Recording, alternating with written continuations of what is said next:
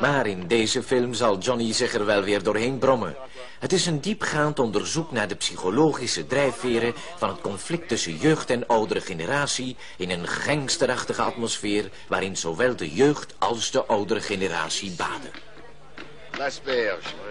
Après ça, il y a Vanoul qui se met là. Après ça, il y a Berry qui se met là. Après ça, il y a Gobi qui se met là.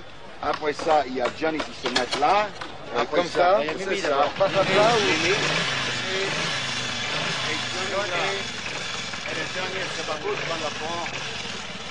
Est-ce que le cinéma pour vous c'est une chose importante? Oui, parce que je ne veux absolument pas abandonner la carrière de chanteur. D'abord parce que ça fait 10 ans que je le fais, et c'est grâce à ça si aujourd'hui je suis Johnny Hallyday.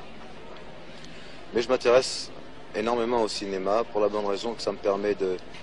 Ce que je voudrais arriver à faire dans le cinéma, c'est créer un personnage qu'on n'a pas eu encore en Europe jusqu'à présent.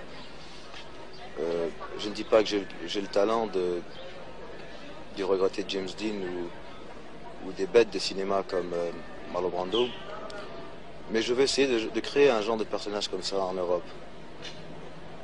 Et puis ça m'intéresse parce qu'en fin de compte, faire du cinéma, c'est une création. On crée quelque chose, on crée un personnage. À chaque film, on crée un différent personnage. Et c'est un peu comme dans la chanson. Chaque chanson, on se met dans la peau de la chanson. Il était question à un moment de faire un film sur James Dean. Et on a dit que ce serait Johnny Hallyday. Et puis ça s'est pas fait. C'est-à-dire, il s'est passé deux choses.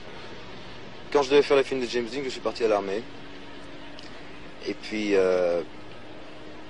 j'ai eu le temps de réfléchir et tout ça, et puis je me suis dit que si j'interprétais la vie de James Dean à l'écran, peut-être que les gens me compareraient trop comme dans un type.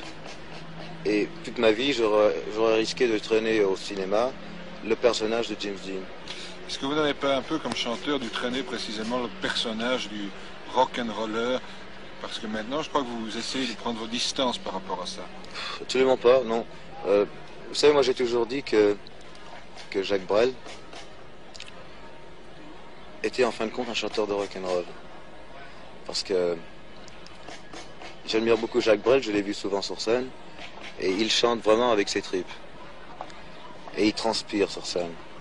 Et je trouve qu'il chante avec le même sentiment, la même rage au ventre ou rage au cœur que les chanteurs de rock'n'roll, justement. Et votre métier d'acteur de cinéma, vous le ferez comme ça, avec la rage au cœur? Je ferai mon mieux. Finalement, vous êtes beaucoup moins méchant dans la vie que ce que votre légende raconte. Vous savez, chaque artiste a une légende. Il y en a qui ont une légende homosexuelle et ils ne le sont pas. Je le sais, moi. Il y en a qui ont des réputations comme moi, un peu de bagarreurs, comme Belmondo, par exemple, alors qu'en fin de compte, je le connais bien, il ne l'est pas tellement non plus. Il est très gentil. Quand il se bat, c'est que vraiment on le pousse à bout. Et puis après tout, vous savez, un artiste, c'est un être humain. C'est un homme qui a été petit, qui a grandi, qui aurait très bien pu lui faire ce métier, aller à l'usine. Je pense qu'on a des réactions normales.